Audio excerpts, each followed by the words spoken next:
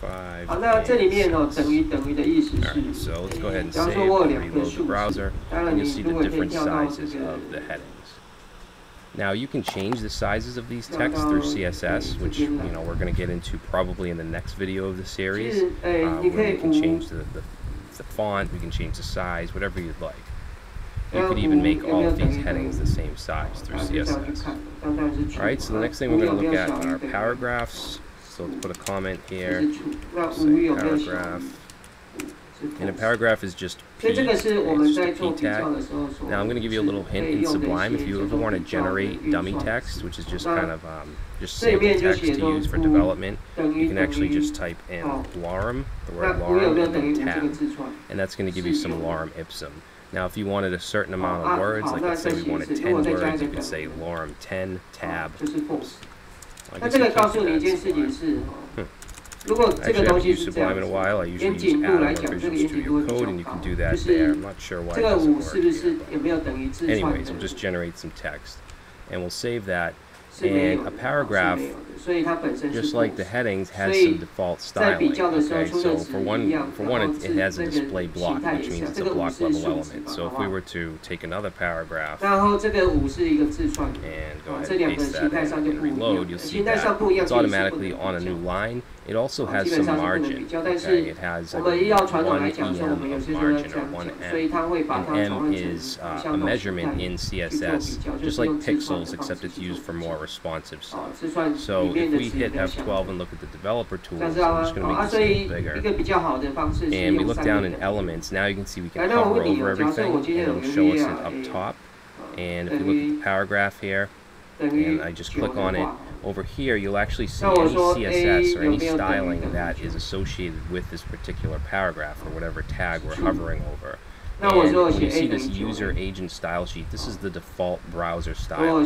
So you can see a paragraph is displayed as a block, so it's block level, and then it actually has some default margin. Now I'm not going to talk about margin and padding and stuff too much in this video because this is strictly HTML. Margin and padding is CSS. Okay, so this is going to be very little to no CSS in this video. But just know that margin is spacing around the element. Okay, and you'll see that there's this before and after is actually the top and bottom. So that's why you see this space right here. It's actually 1M, okay, or 1 EM, which is a measurement in CSS. So we do have margin on the top and bottom by default, okay, and then 0 pixels on the start and end, which is the left and right of the paragraph.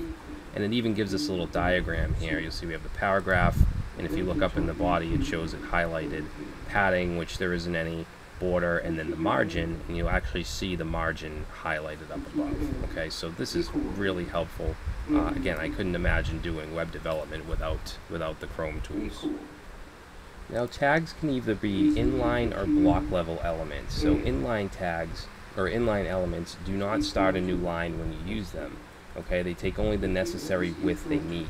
Block level elements, however, start a new line and they take the full width of that line. So if this is confusing, don't worry about it. I will give you some examples. Block level elements include tags like div, heading, or headings, sorry, H1 through H6, paragraphs, form. Inline elements include spans, images, links, and I'm going to go over all this stuff in a little bit. But just know that some tags are block level, some are inline. So let's go into our paragraph here, and I'm going to add some other tags here. Okay, and these are all going to be inline. They're not going to make us start a new line when we use them. So let's take a look at strong. Okay, so strong is basically you want to surround something and say that this text should be strong in some way. Now by default it's going to be bold. So if we save this and I reload, you'll see that the text we surrounded the strong tags with is actually going to be bold by default. But that doesn't necessarily mean that it has to be bold. You can grab onto this from within your CSS and you can change the font size, you can make it italic, whatever you want to do. Just know that it's a semantic tag for making the text stick out. Okay, and this is usually this will usually replace the old bold tags, which are not semantic at all and not recommended anymore. Okay, same thing with EM. Okay, so EM is for emphasize. Okay, so let's surround this text right here. And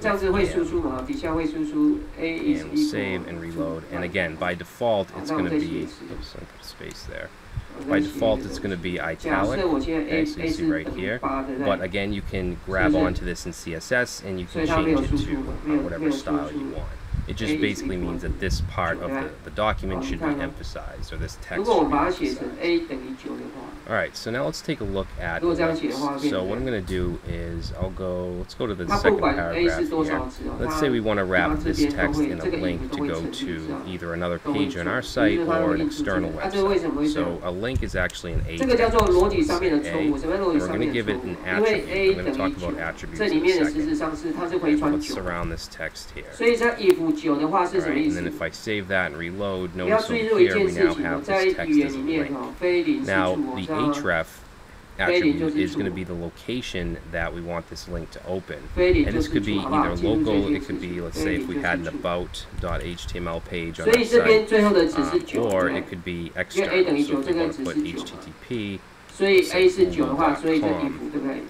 if I save that, we go over here and click on that link, it's going to open google.com. Now notice it opens it on the same page. Usually when you have an external website, you don't want the user to just leave your site like that.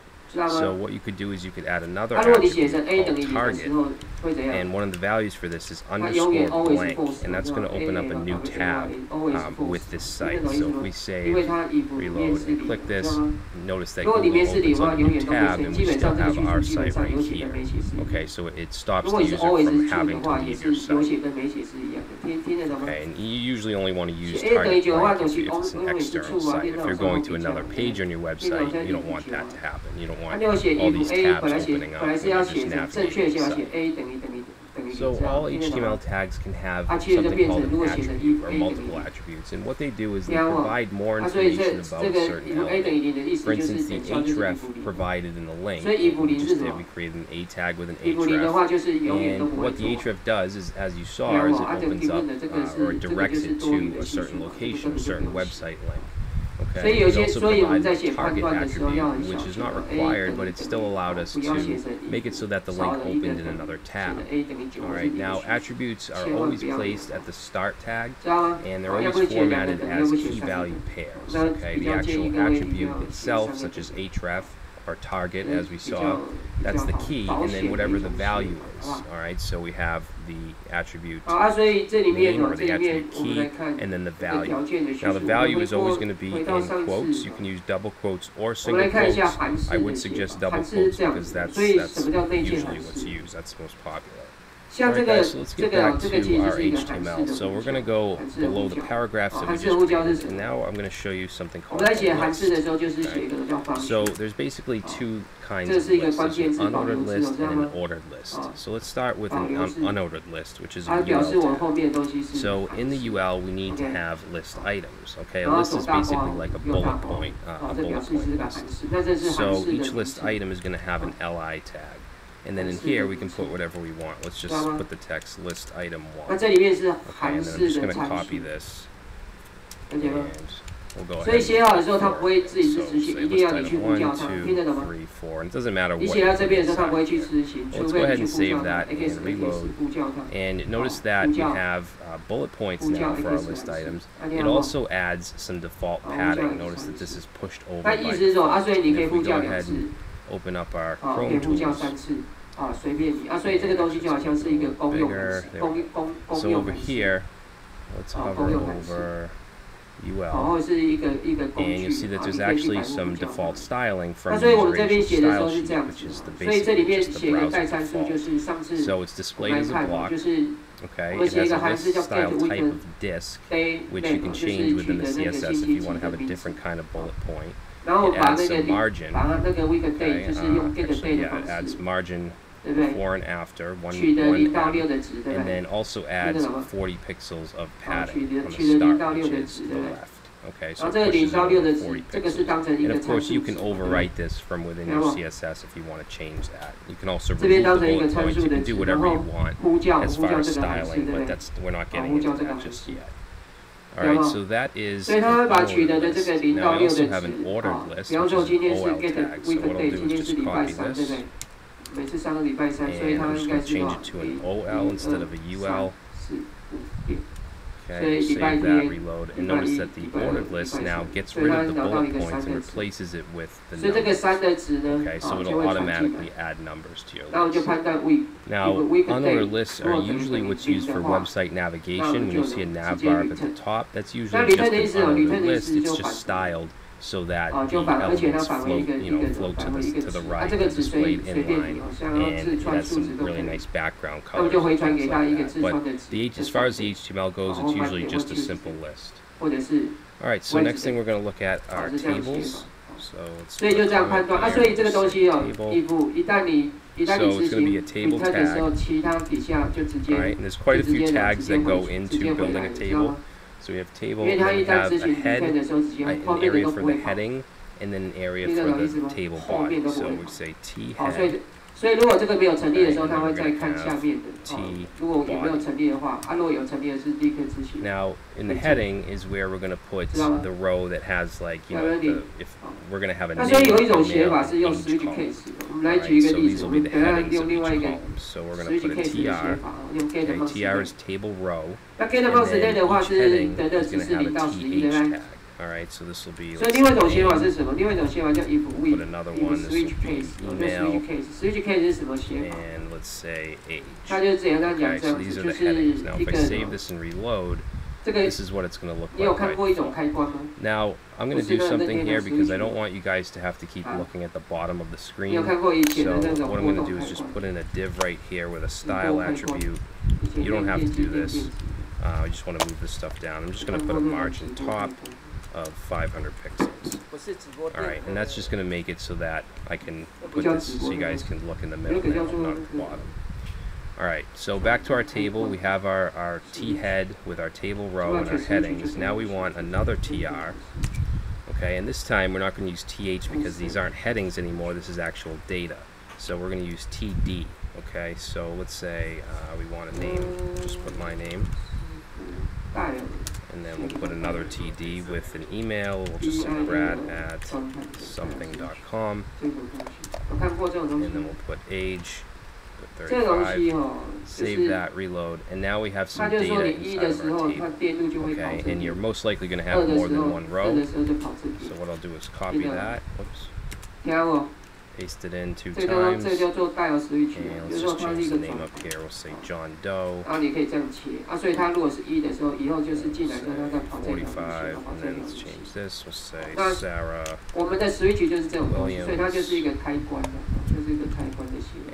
whoops, 所以怎么写呢？ we'll make 就 her, switch 你的值。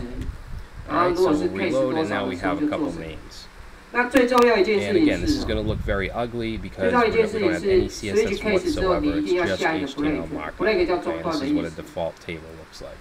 如 Now, 果 the 你 way 假如 that 说 we 下 return build 就不会，因为 HTML 它是直接 websites 就 has 走。所以 changed 如果你没有 along 下 the, return 的 along 时 the 候， past few years. 它会一直往 Okay? 下走。 We used to use 那 tables 所以 to case actually create case 就是说 website 你满足 layouts. 这个 For 条件的时候， instance, 它 you'd 就 have 会 a 自己就会 sidebar 去 and then a main area 知道 and 吗 then another 那如 sidebar. 果 And 如 that 果 could 都没有 actually 这个 be a case 的时候， table 它 with 会 a 有个 couple 预设值 columns. That 预 is 设值 not recommended 就是 at 说 all. 其他 You 都不 don't 满 want to 足的 use 情况之 tables 下 for 怎么办？ anything for your layout. You want to 那就 use 预设 tables 值 for 就是 tabular 好这 data 边就是 only. others。 So if you have 那我 like 们来看 a list of customers 我们 with 来 their 我们来 names 举一个 and 例子， info 用 like switch this, 来 that's fine to use a table. But do not use it for your layout. You want to use CSS for your website 来写 layout. switch 哦， All 所以 right, 这怎么写呢？ that's very 我们就很简单嘛， 1999-ish 这 to 个 use week tables for daily layouts. 哦 Okay, week month and there's 所以 little 我们这 rules 是 like that they're not enforced by the browser per se or by the technology, but it's just there's a right and a wrong 你 way 的话 to 是 do things. January 嘛？对 And I'm a big advocate for doing things differently and not everyone not being the same, but just some things are just wrong, and using tables for a layout is wrong. Alright, so now we're going to move on to forms, okay, which you see a lot of on the internet.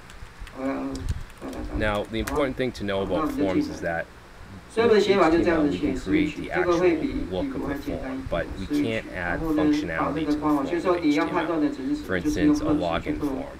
You can build the actual look of the form with HTML, but to actually 那如果是 case function, 多少？ you 如果 need 是 to case have 零 something 的话， like 那我们就做 PHP or case， some 那 other 直接 return。 programming 我 language 这个写法 with 更简单， dynamic 直接 return functionality. 就好。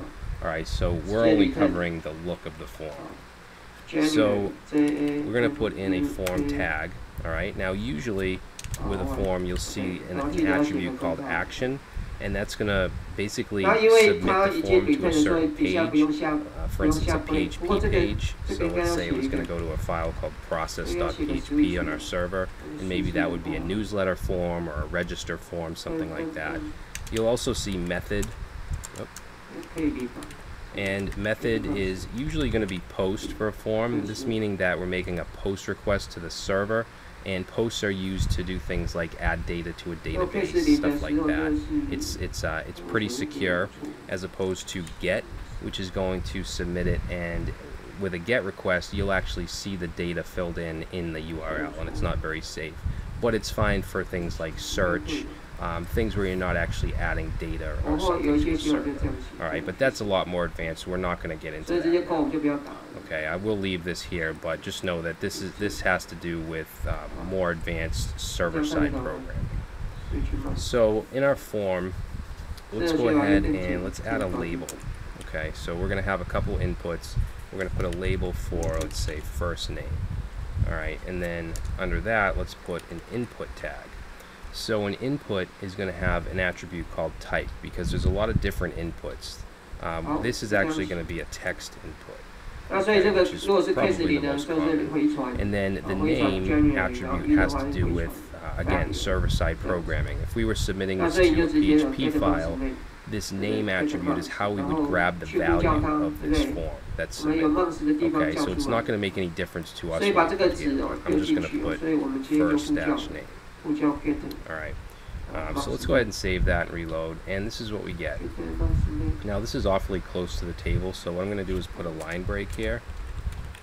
Usually to separate things like this we would use CSS, but I'm not getting into CSS yet, so let's just put a line break. That's going to push it down a little bit. Alright, we also have an HR tag, which we haven't talked about yet, which is a horizontal rule, and that gives us kind of a line in our browser, in our page. So if I reload, you'll see we now have a line that goes across the page. I'm just going to put another BR under it as well. Alright, so it just separates, allows us to separate things. So let's create another field here in our form. Let's do a last name. So what I'll do is copy this, and let's just change this to last name. Actually, you know what? Usually what I do here is use camel case. So we'll go like this instead of the hyphen. Camel case is basically starting with a lowercase, and then every word after that is going to be uppercase. So now we have a first name and a last name. If I reload, you'll see it down here. Now, labels and inputs are both inline. That's why they're on the same line here, and they only take up the amount of width that element takes up. Usually you'll have form fields, on separate lines. So what I'm going to do is wrap them in a div, because remember, divs are block level elements, so that'll actually put it on the next line. Alright, so let's do that, and then we'll put a div here, wrap that around both the label and the input. Okay, so now if we reload, now they're on separate lines. They're still pretty close together.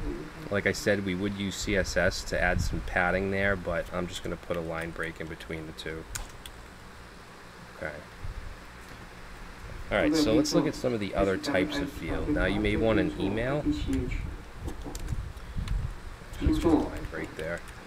So for an email, you could, of course, use text. Just change this.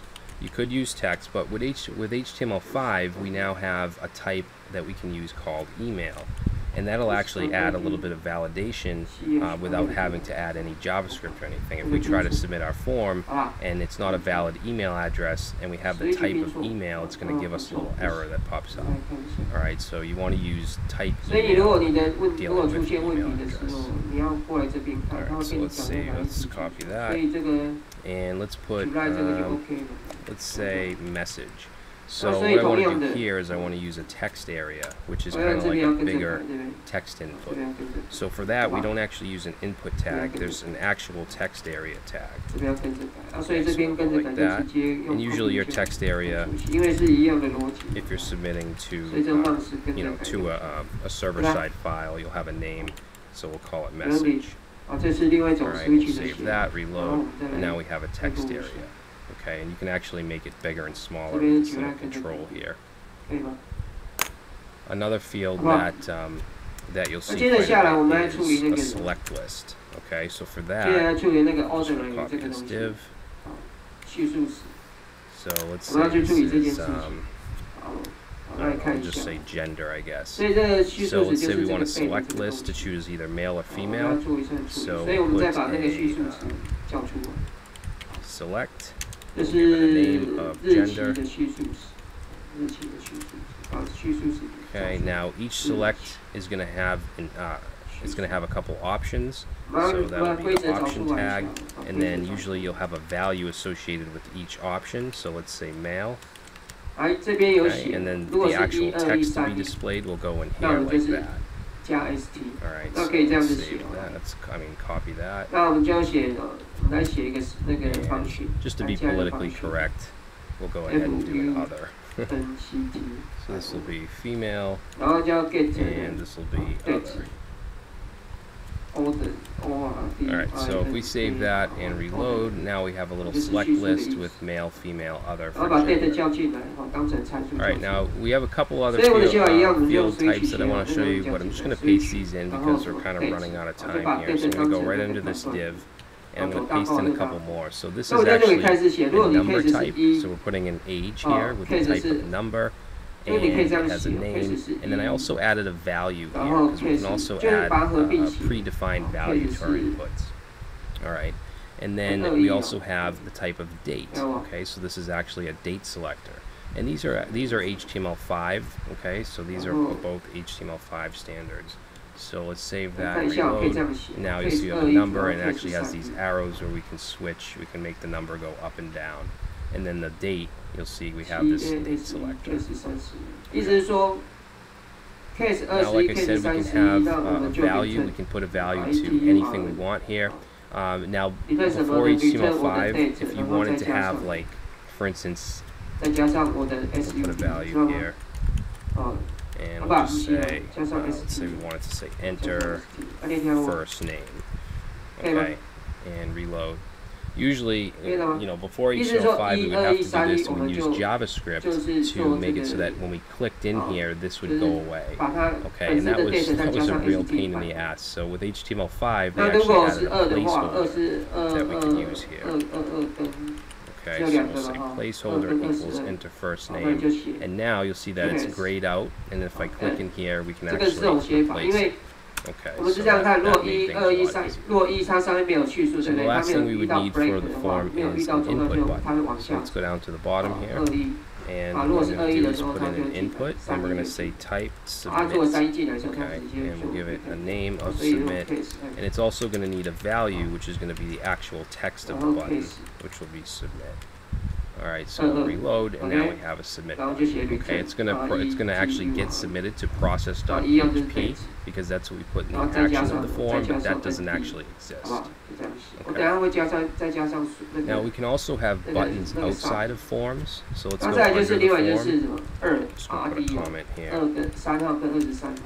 And there's a button tag. Okay, so we'll put a button tag here, and we'll just say click me. Now this isn't gonna do anything. If we reload, it's going to show the button, but it's not going to do anything because in order to hook up a button to actually do something, you need to use JavaScript. Okay, so what you would do is you would add an event like click equals, and then you have some function. But we're not going to get into that. That's something for another video. Okay, we're just focusing on HTML here. And as you can see, HTML doesn't really do much as far as functionality and dynamic. That's why it's not a programming language, it's a markup language. It's just used to display stuff on the screen, and then use other languages like JavaScript to make it dynamic. Alright, so the next thing I want to look at are images, so the image tag. Okay, so for images, we're going to use an img tag, and this is actually a self-closing tag. We don't need to do /image or anything like that. You can see it doesn't even, Sublime Text doesn't even do it for us automatically. Alright, now an image tag by itself means nothing because it doesn't know what image to load. So let's go ahead and grab an image. I'm just going to search for sample image. We'll grab this bird here. Okay, whoops. Need to do that. We'll just save it, and I'm going to save it into where is this? I think it's on my desktop. Yeah, HTML cheat sheet, and let's save it as just sample.jpg. All right, and then what we'll do is go to our image and we'll say source, okay, source attribute, and we're going to set this to the name of the image, which is sample.jpg. All right, and then we'll go back to our HTML, reload, and now we have the image. Now the reason it knows where to look is because this is actually in the same folder as our index.html, so we don't have to put any folder names or anything here. So what I'm going to do is open up our folder, and you can see that it's in the same file, it's in the same directory. So usually when you build websites, you'll have a folder called images or img or something like that, and then you'll have your images inside there. Now if I reload, it's not gonna show the image because it's looking in the root here, but it's really in the images folder. So what we would have to do is change the location here to go to images/sample.jpg, and we reload, and now it's back. Alright, now with images you should also use an alt attribute, and basically what this does is if it can't find the image, it's going to display whatever text is here. So let's just say my sample image. Okay, now if I save and reload, we're not going to see any difference, but if for some reason it can't find the image, let's just change the name and save and reload. Now you'll see that it'll display the text. So you have a way to kind of show what this image is, even if it doesn't load or it can't find it. Alright, let's just change that back. Alright, now there's also a width and height attribute you can use in HTML. Usually I would suggest using CSS to do this stuff, but it is available. So let's say we wanted this to be, let's say, 200 pixels, and reload. It'll change it to 200 pixels. Notice that images are also inline, that's why it's not on a new line. So what I'm going to do here is just put a line break.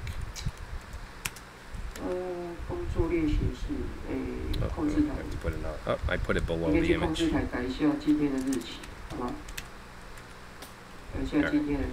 And notice that the height is set to auto. Okay, so the height is auto, so the image still looks good. But if you wanted to change the height up, you could do that as well. So let's say change it to 50 and reload, and it'll distort it, but it will change it to what you set it to. But I'm just gonna keep the height. I'm just going to get rid of the height so it's auto. Now, if you wanted to, you could wrap a link around the image. Let's put an A here. Alright, and then you could actually point to the location of the image, so we'll just grab this, put that in the href, and reload, and now if I click on the image, it's going to open it up in the browser. Okay, browsers don't just open up HTML files, they can open up other types, such as an image. Alright, so we're almost done with the basic HTML tags, and I want to move on to HTML5 semantic tags, but the last thing I want to show you is quotations. Okay, so we have different quotation elements we can use, I should say quotations, and those are block quote, abbreviate, and cite. Okay, so let's start with block quote, and this is usually used just for that, for some kind of quote. So let's put in block quote tag, and this takes an attribute called cite, and this is going to be from where the quote comes from. Let's say it comes from TravisCmedia.com, and we'll just put some sample text in here. I'll say lorem tab. Save that, and you'll see that it does add a little bit of styling. It gives it some padding and pushes it to the middle a little bit. It's not going to show the actual site. Okay, if we look at the source code, it will. Right here, you'll see it does show. Alright, and you can style this however you want from CSS. We also have the ABBR tag, or abbreviation tag. So let's say we have a paragraph here, and we'll say the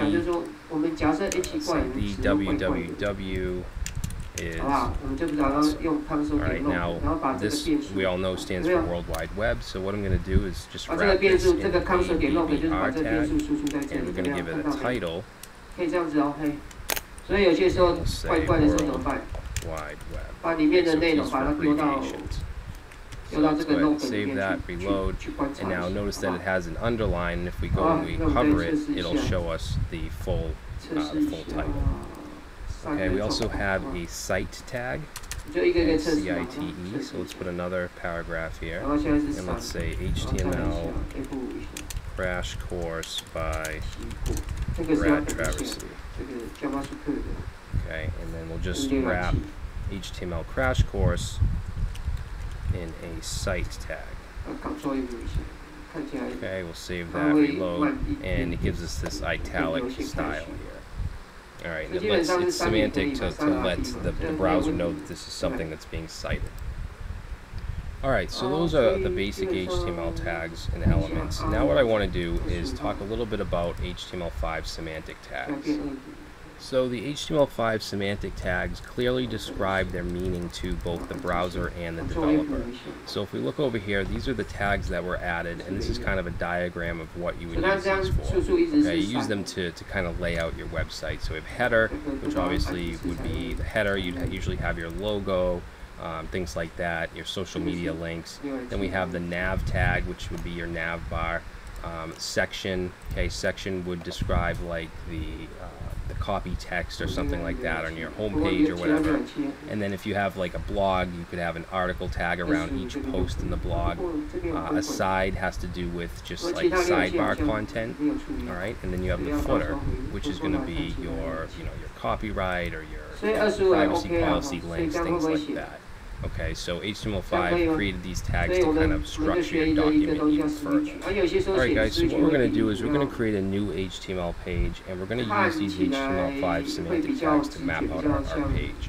So let's go to, let's see, HTML cheat sheet folder. We have our index page, but I'm going to create a new text document, and I'm going to call this blog, blog.html. Okay, so we'll say this is kind of a, like a blog page or a news page, something like that. So let's open that up with Sublime Text. Just bring that over. Alright, and just like with the index page, we need to have our doc type, our HTML head tags, things like that. Now with Sublime Text, there's actually a shortcut we can do, and that's to do HTML tab, and it'll give us kind of a default structure, so just a nice little shortcut. Now in the title, let's just say, we'll just say my blog. Alright, we're going to add some other stuff in the head in a little bit as well, but let's go ahead and start with our HTML5 semantic tags. So first thing we're going to do is have a header.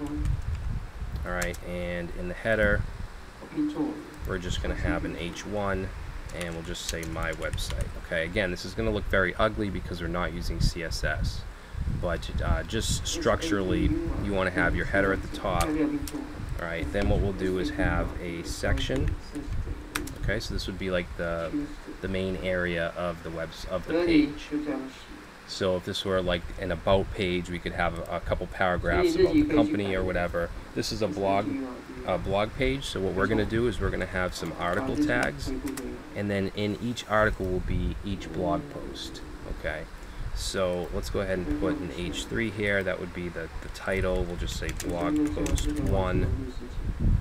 Alright, and then a tag that I haven't showed you yet is the small tag, and small is usually used for like create dates, things like that, just like sub content. So let's just say posted by Brad on July 17th. Okay, so let's save that and take a look real quick. So we're going to go up here in our browser, and we're going to just change index.html to blog.html. Alright, that's what it's going to look like, and by default, the small tags will actually make the text smaller. So let's put the actual post, which we'll put inside a paragraph. So I'm going to type lorem tab, gives us some sample content. Alright, and then usually on your main blog page you'll have more than one article. What I'm going to do is I'm going to give this a class of post.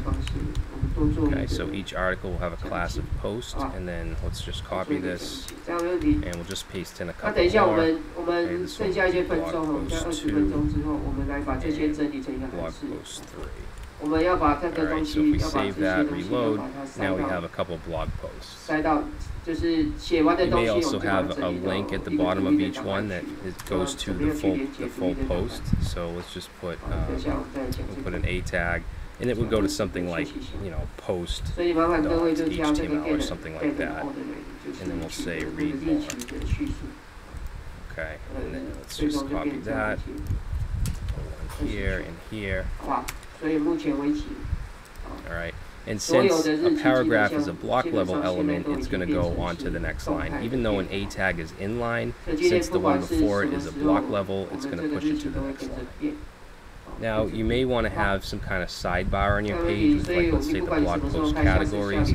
So what we'll do is go outside of the section, and we're going to put a side, or a side, whatever you want to call it.